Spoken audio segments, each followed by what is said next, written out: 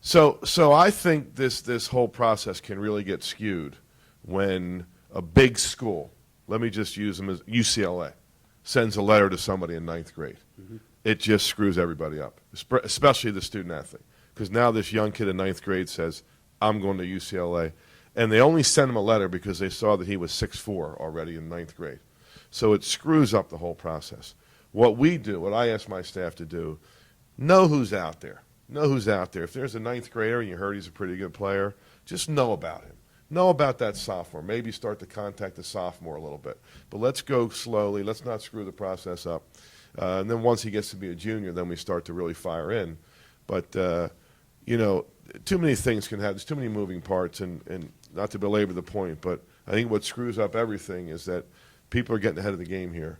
And in our sport, UCLA is sending letters to kids in ninth grade, and these kids may not be good enough to play at Hofstra, and everybody's all screwed up. So that's why there's 750 transfers a year in men's basketball. It's because of things like this. But we could talk 20 minutes about that. Coach?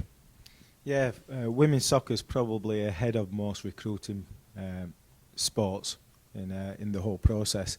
We're not allowed to contact a kid until she's a 11th grader via email or phone call or whatever. However, some schools we can contact a kid about camps and clinics prior to that. And so they can be on our radar and on some schools' radars.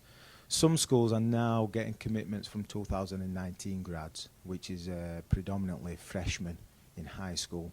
Hofstra tends to look at kids who are going into junior year, so the summer between sophomore and junior year is when we really put pressure on. And when I say pressure, we contact and start reaching out and getting kids on campus on a recruiting visit. So different sports have very different. Softball and women's lacrosse are very similar to soccer, and they're a little bit ahead of the curve when it comes to recruiting. Some of the men's sports tend to be a little bit slow in the process.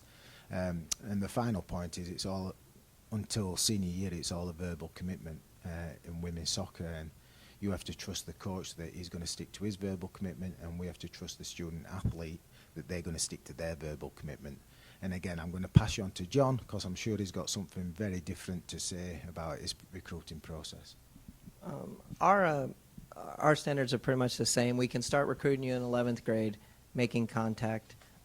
There is 10th graders that commit. How that happens is they attend probably the camps of the schools they're going to, and then once they're on campus, they can have conversations with the coach and see the coaches.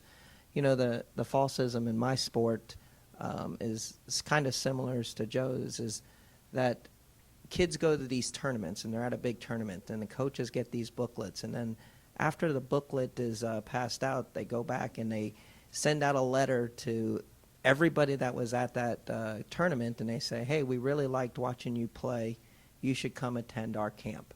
And then a kid will take that as they're now being recruited by North Carolina or whoever it is because they sent them a letter saying they liked watching them play, but they liked to attend the camp. The truth is they're just trying to get the camp numbers up. They're not necessarily being recruited by that school. I think you're officially being recruited when coaches are talking to you and they're saying, hey, we want you. Here's how you fit us. They're trying to get you on campus, show you the school. So until you're having direct contacts with a coach talking about specifics, I don't really think you're being recruited up until that point.